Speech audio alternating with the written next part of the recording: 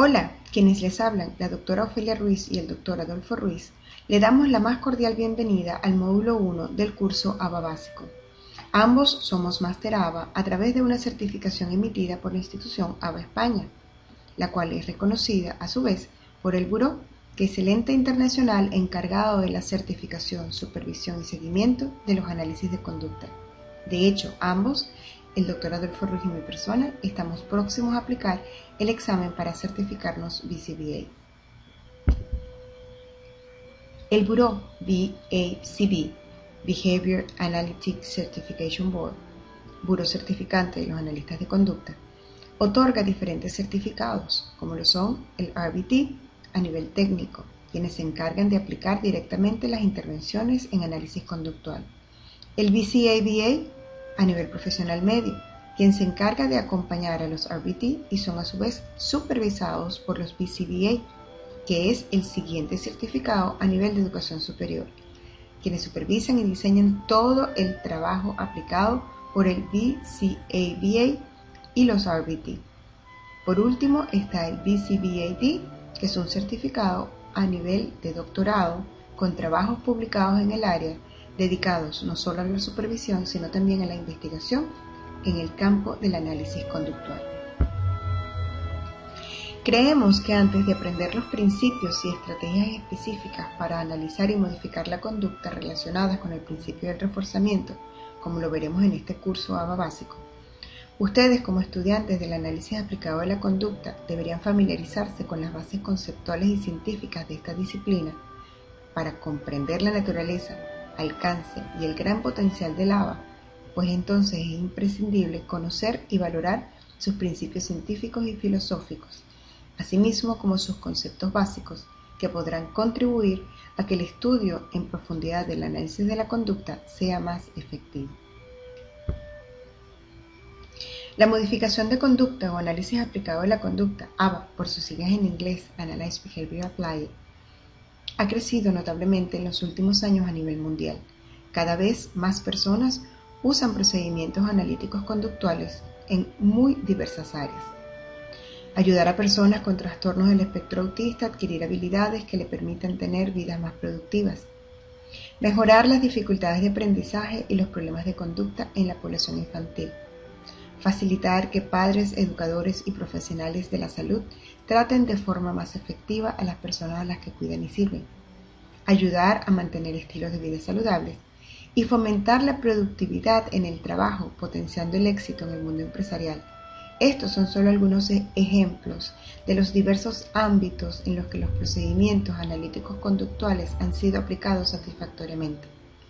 El análisis conductual aplicado no es un método ni una metodología, es una ciencia, la cual, como toda ciencia, posee dimensiones y principios filosóficos que la sustentan, y que su objetivo es analizar y manipular las variables intervinientes de manera sistemática y a través de la experimentación para modificar la conducta de los individuos intervenidos. Esto a todas luces es para mejorar su comportamiento con significado social, es decir, para ayudarlos a insertarse de manera significativa y eficiente en el mundo que les rodea. Las 7 dimensiones del análisis aplicado de la conducta fueron introducidas por Baer, Wolff y Riesling en su artículo Algunas dimensiones actuales del análisis de la conducta aplicada, publicado en el número inaugural de la revista Journal of Applied Behavior Analysis en 1968.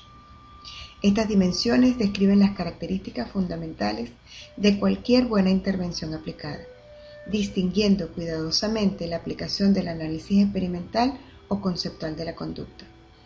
Estas dimensiones también se pueden usar para guiar a los análisis de tratamientos conductuales aplicados, es decir, los tratamientos que no tienen las 7 dimensiones son incompletas y pueden verse comprometidos en su efectividad.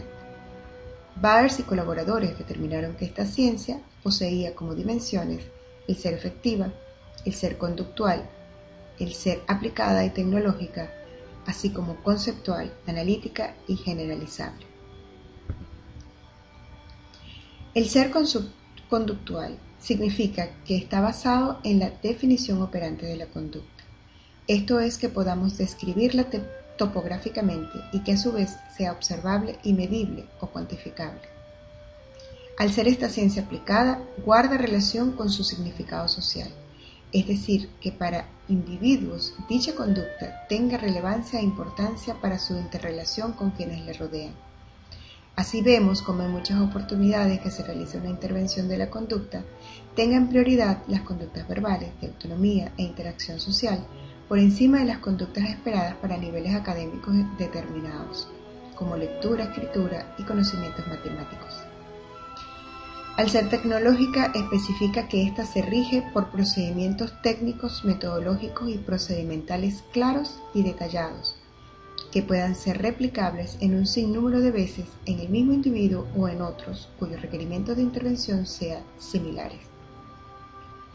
Al ser una ciencia analítica, se basa en el estudio de la función de la conducta, que más adelante veremos que ésta pudiera ser por escape, sensorial, tangible o por atención. Mas independientemente de cuál de estas sea, la conducta siempre guarda un para qué se ejecuta, es decir, busca su consecuencia. Por otra parte, Byers y colaboradores explican que el ABA también es conceptualmente sistemático.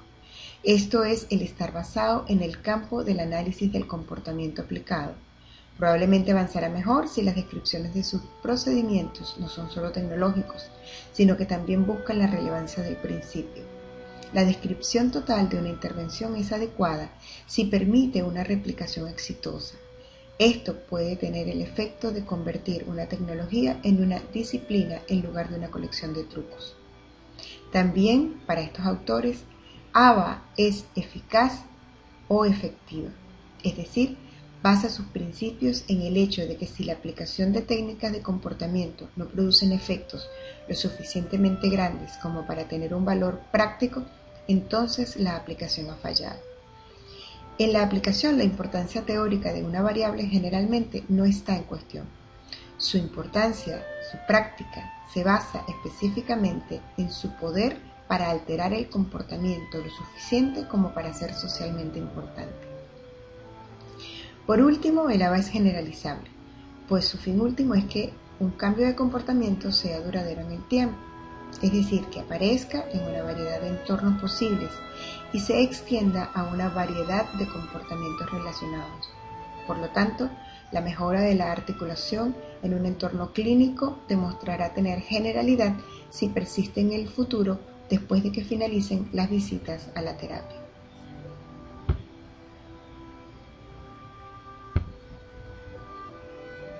El gran científico del análisis conductual S.F. Skinner expresó en 1953 que la ciencia es, ante todo, un conjunto de actitudes. Por tal hecho, la búsqueda del conocimiento podría denominarse ciencia cuando se lleva a cabo según los preceptos metodológicos generales y las expectativas que define a tal ciencia. Todos los científicos comparten un supuesto fundamental sobre la naturaleza de los eventos que son susceptibles de ser investigados, nociones generales sobre las estrategias básicas a seguir y perspectivas sobre cómo se deben interpretar los resultados. Tales actitudes en el ABA las describió Skinner como el determinismo, el empirismo, la explicación, la replicación, la parsimonia y la duda filosófica. La ciencia se basa en la asunción del determinismo, que no es más que la suposición de que el universo es un lugar ordenado y sujeto a leyes, en el que los fenómenos se producen como resultados de otros eventos. Es decir, nada pasa por casualidad o porque sí. Todo evento se encuentra relacionado sistemáticamente con otro, y a este concepto no escapa la conducta, la cual igualmente es gobernada por reglas. Por su parte, también toda ciencia se basa sobre todo en el empirismo, que no es más que la práctica de la observación objetiva de los fenómenos de interés. Y al hablar de objetividad, decimos que es independiente de los prejuicios individuales y abiertos a la observación de cualquiera. La experimentación, por su parte, es la estrategia fundamental de toda ciencia para investigar la posible existencia de una relación funcional en la que el factor o factores que se supongan sean las causas, puedan ser controlados y manipulados de manera sistemática. Los resultados de este experimento deben ser replicados o pueden ser replicados, dando diferentes condiciones a las variables intervinientes, para así poder determinar la veracidad y la utilidad de los hallazgos, permitiendo al mismo tiempo autocorregirse en cada experimento. Por otra parte, la parsimonia, como fundamento científico, nos invita a descartar las explicaciones más sencillas y lógicas para el fenómeno que se está investigando, antes de considerar otras explicaciones más complejas. Esto nos permite enfocarnos en los elementos que son necesarios y suficientes para explicar a la conducta en cuestión. Por último, la duda filosófica requiere que los científicos nos cuestionemos continuamente sobre la autenticidad de lo que se considera real. El conocimiento científico debe verse como algo provisional, algo que puede ir en evolución y así dar pie a nuevos descubrimientos. Por todo lo antes expuesto, podemos decir entonces que ABA es una ciencia dedicada a la comprensión y mejora de la conducta socialmente relevante a través de la aplicación de procesos tecnológicos experimentales que permiten estudiar e identificar las relaciones funcionales entre las conductas, sus antecedentes y consecuencias, basándose en principios no solo científicos sino filosóficos que aseguran su eficiencia, al generalizarla en entornos no terapéuticos, sino también en diferentes ambientes e individuos. El propósito general de la ciencia, de toda ciencia, y ABA como ciencia también tiene ese propósito, es alcanzar un conocimiento integral del fenómeno en estudio. En el caso del análisis aplicado a la conducta, este fenómeno es la conducta socialmente relevante. Los diferentes tipos de investigación científica proporcionan conocimientos que permiten alcanzar al menos uno de los 3 niveles de comprensión. Estos son la descripción, la predicción y el control. En el ABA, la descripción la logramos a través de la descripción operante de la conducta, donde se determinan sus características topográficas observables y medibles, es decir, la obtención de los datos relacionados con la conducta en estudio. La predicción se presenta cuando a través de la observación podemos determinar las causas y las consecuencias de la conducta, lo que nos permite predecir su reocurrencia, es decir, la relación o correlación existente entre las diferentes variables que intervienen en el fenómeno. Y por último, el control, producto de la observación y la predicción, que nos permite planificar gracias a la medición, manipulación e intervención sobre las variables intervinientes a fin de controlar sus relaciones. Luego de conversar sobre lo que sí es ABA, vamos a puntualizar qué no es ABA. Existen muchos detractores de esta ciencia en base sobre todo al desconocimiento y a experiencias en el pasado de la aplicación de castigos que podrían afectar la integridad de algún individuo. Hoy sabemos que el principio del reforzamiento es una forma de lograr modificación conductual de una manera más eficiente, alejándose de los aspectos punitivos y acercándose más a los valores éticos que todo analista conductual debe cuidar. Por esto, hoy podemos decir que ABA no es abusivo ni frío, solo manipula variables y no individuos, refuerza las conductas y no a la persona. Es aplicable a muchísimas áreas de la conducta humana, no solo a la atención de individuos con diagnóstico del espectro autista, sino que incluye el área empresarial y otros ámbitos como ya lo hemos aclarado anteriormente. Ya hemos expuesto que ABA científicamente busca manipular variables intervinientes en el proceso conductual, pero veamos cuáles son estas variables. La primera de ellas es la variable independiente, que es el analista conductual manipula para conocer su relación e incidencia con respecto a la variable dependiente, la cual no es más que la variable que va a cambiar en función de la manipulación de la variable independiente, es decir, la variable dependiente será la conducta, el comportamiento o la respuesta que emitirá el individuo, mientras que la variable independiente podría ser ya sea el antecedente que la estimula o la consecuencia o función que ésta posee. Por otra parte, existe una variable extraña, que es aquella que podría o se sospecha que es la influencia sobre la variable dependiente. Veamos un ejemplo. Un terapeuta quiere identificar si el ruido del aire acondicionado está relacionado con la conducta de taparse los oídos de un niño en terapia, por lo que apaga el aparato. La variable independiente y manipulable es el encender o apagar el aire acondicionado, mientras que la variable dependiente es la conducta de taparse los oídos del niño. Una variable extraña podría ser si en el salón existe, además del aire acondicionado, algún ruido adicional intermitente no controlado, como el chirrido de un grillo oculto. Otro ejemplo sería en donde un empresario quiere saber si su producto es el mejor para eliminar manchas. La mancha es la variable dependiente y el producto es la variable independiente. Continuemos ahora con la definición, principios y propiedades de la conducta, guiados por el doctor Adolfo Ruiz. Luego de que la doctora Ofelia Ruiz les ha conversado, les ha hablado sobre lo que es ABA, lo que son sus principios y dimensiones, lo que son los principios y dimensiones también de la conducta, la definición del análisis conductual aplicado como una ciencia, por supuesto, basada de manera sistemática para mejorar la conducta y el significado social. Entonces nosotros le vamos a hablar de lo que es conducta. Cuando nosotros hablamos de conducta, en este caso hablamos de que todo organismo vivo ejecuta acciones. Estas acciones o respuestas son llamadas conducta. O sea, que todo lo que el organismo vivo hace, ya sea expresado en verbos como hablar, reír, cantar, brincar, saltar, comer, estudiar, ver, lo que piensa, lo que siente, también si es observable y medible, por supuesto que nosotros vamos a definirlo como conducta.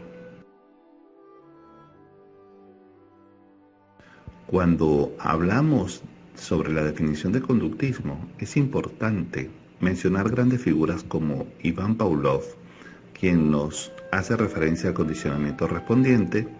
Por otra parte está Edward Thorndike, quien nos habla de la ley del efecto. Y seguidamente tenemos a Frederick Skinner, quien nos habla sobre el conductismo y su teoría fundamental, que es el condicionamiento operante. Vamos a tomar la definición de Burrus Frederick Skinner, quien nos presenta el siguiente concepto y su definición. Conducta es el movimiento de un organismo o de sus partes en un marco de referencia provisto por el organismo o por varios objetos o áreas externas. Esto nos quiere decir, pues, que la parte ambiental rige lo que es la respuesta del individuo, y que una conducta puede ser acción, un verbo materializado en acción de un organismo, y también puede ser definida la conducta como el movimiento de cualquiera de sus partes o cualquier acción que haga y que está supeditada, está regida por estímulos que pudieran ser elementos del ambiente o áreas externas. Siguiendo con la definición de lo que es conducta, vamos a ver una definición operacional de la misma. La conducta es todo aquello que es observable, que nosotros podemos evidenciar, que está presente, que se está ejecutando, aquello que es medible, que podemos cuantificar, aquello que le podemos otorgar un número de frecuencia, intensidad, podemos ver a través de productos permanentes. Es aquello que usa términos concretos, objetivos, y que la parte subjetiva vamos a dejarla hacia un lado, y que además también puede ser definida por todas aquellas acciones o movimientos que hace el organismo. Entonces, una definición operacional de lo que es la conducta es aquello que es observable, medible, cuantificable, objetiva, y que se incluye en esto los movimientos o acciones. Estas son llamadas también respuestas. En esta lámina nosotros podemos observar algunos ejemplos de lo que pudieran ser conductas y algunos de lo que no son conductas. De igual manera les invito a que ustedes tomen papel y lápiz y hagan una lista de posibles conductas, basándonos por supuesto en los principios que vimos anteriormente, cuando definimos operacionalmente conducta. ¿Recuerdan? Que era observable, medible, cuantificable, que era concreto a través de términos y que incluye movimientos o acciones. Entonces, bueno, vamos a ver cuáles son estos ejemplos. Se presentan aquí: tomar agua, comer chocolate, abrocharse la camisa, preguntar una dirección. Pudiera ser también tocar una puerta, escribir, hablar, sonreír. Por otro lado, tenemos una lista de lo que no son conductas. ¿Qué no son conductas? Ser agresivo, ser ansioso, estar nervioso, ser impulsivo, tener una actitud positiva. Todos estos son ejemplos de no conducta. ¿Por qué? Porque no existen los indicadores que les mencioné antes, como cuáles: aquello que sea cuantificable o medible, frecuencia. Por otro lado, que sea observable, que sea visto como tal de manera operacional, definido en términos concretos, o acciones que pudieran permitir una descripción exacta de la acción que esté emitiendo el sujeto. Por eso no podemos decir que son conductas. En esta lámina observamos una mujer que está saltando. Podemos decir que está saltando con los brazos extendidos, las piernas arqueadas, el dorso arqueado. Si tuviéramos la oportunidad de medir en centímetros cuál es lo alto que ha saltado, pues sería una de las variables que va a fortalecer esta definición de lo que es el ejemplo de conducta, en este caso saltar. Esta es una gráfica alusiva a la conducta de comer. Observamos pues que si operacionalizamos esta conducta es llevarse con las manos hacia la boca un grupo de alimentos que conjugan lo que es una hamburguesa, un sándwich de vegetales con alguna proteína. Y podemos decir que la cantidad es generosa, pues podemos observarlo, podemos medir, podemos cuantificar la cantidad de alimentos que se está llevando a la boca. Esto es un ejemplo claro de lo que pudiera ser conducta y su operacionalización. Cuando nosotros veamos más adelante lo que es la topografía de la conducta, pues recordemos que esto es descripción de lo observado. En esta tercera lámina y última de los ejercicios de lo que pudiera ser conducta, observamos una hembra que está cantando. Podemos presuponer pues que está cantando. Si tuviésemos el audio, podríamos, a través de una variable que es la magnitud, la intensidad de la voz, podríamos dar una topografía más específica de la conducta de cantar, porque ya diríamos que está cantando, en qué tono, si es alto, si es bajo. Ahorita podemos solamente presuponer que es una hembra que está cantando. En la lámina primera de los ejercicios de conducta podemos presuponer que es una hembra que está saltando, y en la segunda observamos una hembra que está comiendo. Entonces las conductas serían saltar, comer y cantar. Hablemos ahora de lo que son las propiedades fundamentales de la conducta. Tenemos 3 propiedades fundamentales de la conducta. La primera es el locus temporal. Esta nos hace referencia al tiempo de latencia en la emisión de la conducta. Por otra parte, tenemos dentro de las propiedades fundamentales de la conducta la extensión temporal. Eso tiene que ver con la extensión en el tiempo de la ejecución del comportamiento de la respuesta. Y por último tenemos la replicabilidad, que es la propiedad fundamental del comportamiento que nos permite predecir que esta conducta a posteriori se puede replicar, se puede volver a ejecutar o se puede generalizar en cualquier espacio, cualquier contexto. Luego de haber mencionado cada una de las propiedades fundamentales de la conducta, vamos a detenernos un poco en cada una de ellas. Locus temporal. Una respuesta ocurre en un cierto punto en el tiempo. La conducta o respuesta se da inmediatamente después de la presentación de un estímulo.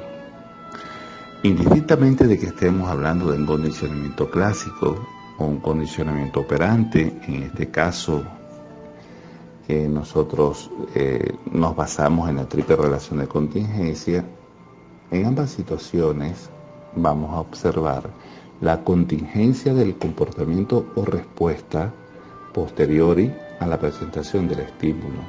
El momento exacto en que se ejecuta esa respuesta dentro del lapso que nosotros tenemos previsto dentro del periodo de observación para ese comportamiento o respuesta, lo llamamos locus temporal. Dentro de las propiedades fundamentales de la conducta encontramos también la extensión temporal. Esta deriva del hecho de que una respuesta o conducta ocupa un tiempo, un lapso. A diferencia de lo que es el locus temporal, recordemos la lámina anterior que nos habla de la propiedad donde la respuesta ocurre en un momento determinado, en el hecho como tal. Esta propiedad, que es la extensión temporal, nos habla del lapso de permanencia en la ejecución del comportamiento. Siguiendo con las propiedades fundamentales de la conducta, encontramos la tercera, que se llama replicabilidad. La replicabilidad tiene que ver con la repetitividad a través del tiempo. Se refiere al hecho de que una respuesta o conducta puede reocurrir o reaparecer. Esto va a depender de varios factores. Cuando nosotros estamos en una fase de generalización de la conducta, pues nosotros vamos a observar con frecuencia la reaparición o que esta respuesta puede reocurrir. ¿De qué manera? Un ejemplo común es cuando enseñamos en terapia o en casa o en la escuela, sí, en la escuela, a nuestros niños a saludar, a dar las buenas tardes, pues seguramente cuando vaya a la panadería, al supermercado, cuando se encuentre con el portero, con el jardinero, igual va a dar las buenas tardes. Entonces, es la probabilidad o hecho que un comportamiento pudiera reaparecer o reocurrir. Luego de haber repasado las propiedades fundamentales de la conducta, nos toca ver ahora las dimensiones de la misma. Tenemos latencia, duración, celeración, frecuencia, tasa, tiempo interrespuesta o IRT. Tenemos en total 6 dimensiones, las cuales vamos a discutir a continuación. Iniciemos por la dimensión de la conducta, latencia. Muchas veces cuando nosotros presentamos un estímulo, la respuesta no se da de manera inmediata. Observamos que a veces tarda más de 3 a 5 segundos. Entonces nosotros vamos a definir lo que es latencia como esa cantidad de tiempo que se da entre la presentación del estímulo y la emisión de la conducta o respuesta. La latencia, por su parte, es la cantidad dimensional que va a estar asociada a la propiedad fundamental que vimos anteriormente, llamada locus temporal. ¿Por qué con locus temporal? Porque el locus temporal tiene que ver con el momento exacto en que se emite la conducta. Un ejemplo de lo que pudiera ser latencia es cuando le decimos a un sujeto salta, le damos el estímulo, la instrucción salta, el comando salta, la orden, salta, y el tiempo que él tarda entre la presentación del estímulo, que en este caso es escuchar, salta, a la presentación de la respuesta, que en este caso es saltar, la llamamos latencia. En la lámina aparece el ejemplo cuando le dices a alguien ven, y el tiempo que él demora en venir, entonces le vamos a llamar latencia. Dentro de las dimensiones de la conducta se encuentra ahora duración. Duración es la cantidad dimensional asociada ¿con qué? Con la propiedad fundamental que vimos anteriormente, extensión temporal. ¿Por qué específicamente con la extensión temporal? Porque la duración es la cantidad de tiempo que tardamos o que se da o que medimos entre el inicio de la respuesta o del ciclo de respuesta hasta el final de la misma. Un ejemplo pudiera ser el tiempo de llanto que tiene un niño, desde que inicia hasta que finalice. El tiempo que tardo en caminar desde la esquina donde vivo hasta la próxima cuadra. El tiempo que tardo en copiar 4 líneas en el cuaderno. Entonces, valga la redundancia, el registro que nosotros vamos a usar para la dimensión de la conducta duración, precisamente son los registros de tiempo. La dimensión de la conducta frecuencia tiene que ver con la propiedad fundamental de replicabilidad. Recordemos que la propiedad fundamental de la conducta replicabilidad tiene que ver con la reaparición de la conducta o de la respuesta. En este caso, la frecuencia es la medida como el número de respuestas o número de ciclos de cada una de las respuestas o conductas que nosotros estamos midiendo. El registro, por supuesto, será de frecuencia. Un ejemplo es cuántas veces se para un niño de la silla, o cuántas veces el niño levanta la mano para intervenir en clase, o cuántas veces el niño pide permiso para ir al baño. Nosotros, en este caso, vamos a registrar el número, la frecuencia que se da de la emisión de la conducta. El tiempo interrespuesta, o IRT, es otra de las dimensiones de la conducta. Se refiere al tiempo entre 2 respuestas sucesivas o entre 2 conductas. Es ese lapso de tiempo desde el final de la emisión de un ciclo de respuesta o conducta y el inicio del siguiente ciclo de respuesta o conducta. Es decir, es una cantidad dimensional asociada a la propiedad fundamental de replicabilidad y el locus temporal. Están asociadas ambas. ¿Por qué? Porque vamos a medir desde el momento que se ejecuta el final de la emisión del ciclo de la respuesta y el inicio de la próxima emisión de la respuesta. ¿Cómo lo ejemplificamos? De la siguiente manera. ¿Cuánto tiempo pasa entre que terminó un ejercicio de matemáticas, digamos una multiplicación, e inicié la siguiente multiplicación? Ese es un ejemplo claro de lo que puede ser tiempo de interrespuesta o IRT. Dentro de las dimensiones de la conducta también se encuentra la tasa. La tasa de respuesta es la proporción del número de respuestas en un determinado periodo de tiempo. Podemos medirlo a través de la frecuencia. Hay que hacer un registro de frecuencia para calcular cuál es la tasa de la conducta que se está emitiendo. Esto es fundamental dentro del estudio de la conducta operante. Es una cantidad dimensional asociada a la propiedad fundamental de replicabilidad y locus temporal. Precisamente, ¿por qué? Porque estamos midiendo la cantidad, el número de veces que se emite la respuesta o la conducta en un espacio determinado dentro del lapso de tiempo. Un ejemplo es cuántas palabras puede leer una persona por minuto o cuántas palabras puede escribir el niño en 10 minutos.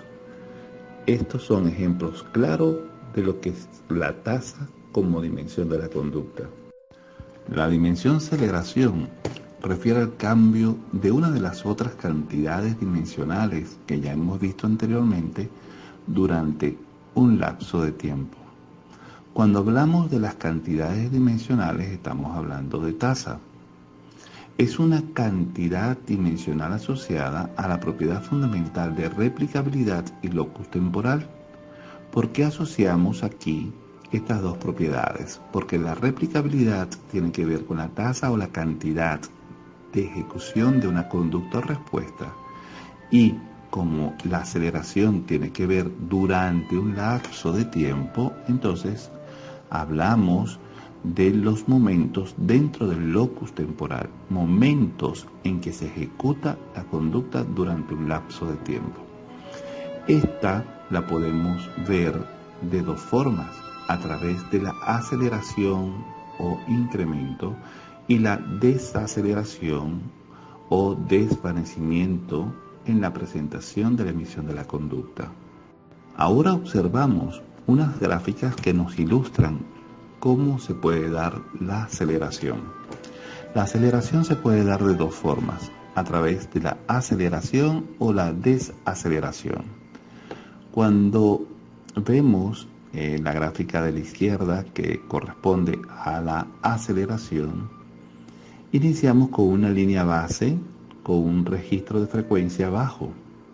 Sin embargo, después de la intervención, vemos cómo se traza una línea con mayor número de eventos de respuesta dentro de la tasa o frecuencia. Eso es un indicador, pues, de que la conducta se incrementó. Por el contrario, en la gráfica de la derecha observamos la desaceleración, donde iniciamos con una línea base donde la frecuencia es alta y posteriormente a la intervención vemos cómo disminuye la frecuencia o la tasa de aparición de la conducta. Se presenta ahora una lámina resumen, donde aparecen las dimensiones de la conducta y las propiedades fundamentales. Observamos que las dimensiones latencia, duración, aceleración, frecuencia, tasa de respuesta y tiempo interrespuesta están medidas, supeditadas o cuantificadas gracias a las propiedades fundamentales, locus temporal, extensión temporal y replicabilidad. Cuando nosotros vamos a hacer un análisis conductual, debemos considerar cada una de las dimensiones y las propiedades fundamentales para poder interpretar estos datos al momento de analizarlos.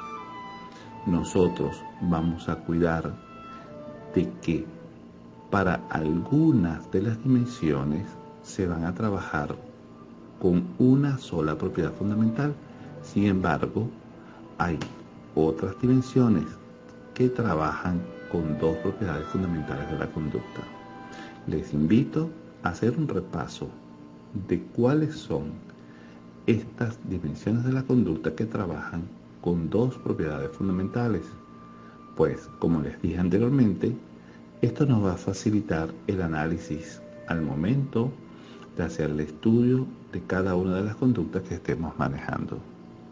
Espero que con esta información nosotros podamos seguir o proseguir con el próximo módulo de este curso básico de ABA, introductorio, facilitado por la doctora Ofelia Ruiz y mi persona.